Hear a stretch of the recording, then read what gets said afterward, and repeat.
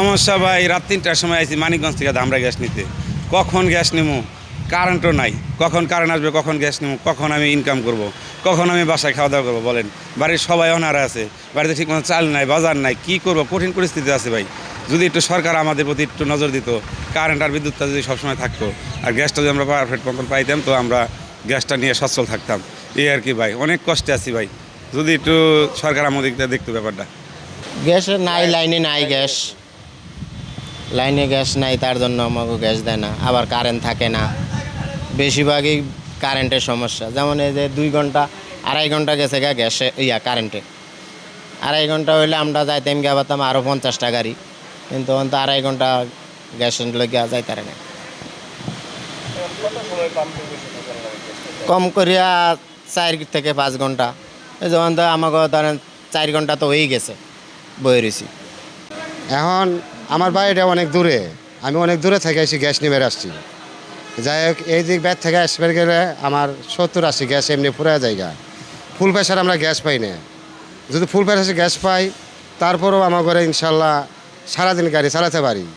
Gas পাই 130 টাকা, 120 টাকা। 6 ঘন্টা 7 ঘন্টা লাইনে বসে থেকে বাসা থেকে ভাত নিয়ে আসি, পোলার বইরে কয়ে ভাত নিয়েছি, এই পাম্পে খাইয়ে তার বাদে সিরিয়াল ধরে বসে থাকি। তারপর আমরা গ্যাস পাইতে আসছি না। আঙ্গুব অবস্থা খুবই খারাপ। সকালবেলা ভোরবেলায় আইসে, হ্যাঁ গ্যাসও পাই নাই, নিজের খাওয়ানো পাই নাই, দৌড় আনে বিপদে আছে। মেলাক্ষণ ধরে আইছি, 7:30টার সময় আইসি, কয়টা বাজে দেন এই পর্যন্ত আমরা নেই। মানে কী করুম, একমাত্র আল্লাহ পাক জানে, আর যারা নেত্রী দেয় তারা জানে। আমার কিছু করার নাই। দীর্ঘ কিছুদিন যাবৎ গ্যাসের খুবই চাপ কম, এবং এই পাম্প মানে আমরা চালাচ্ছি, কিন্তু চালানোর মতো না। দিনে রাতে মিলে হয়তো কখনো বন্ধ থাকতে হয়, কখনো খোলা রাখতে হয়, যে কারণে গাড়ির দীর্ঘ লাইন, কাস্টমারের ভোগান্তি।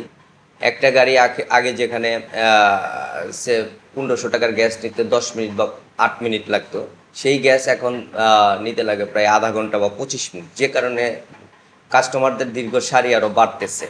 তো সকল কাস্টমারের সুবিধার্থে এবং তাদের যাতে সবাই একটু একটু করে নিয়ে তারা তাদের জীবিকাটা নির্বাহ করতে পারে, ওই কনসিডারেশন করেই আমরা চিন্তা করছি যে সর্বোচ্চ 2000 টাকার গ্যাস দিলে হয়তো সবাই একটু একটু পাবে।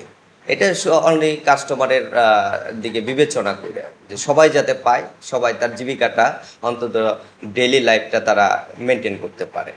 এটাই আমাদের উদ্দেশ্য। এখানে কোনো রেশনিং বা অন্য কোনো কারণ নেই।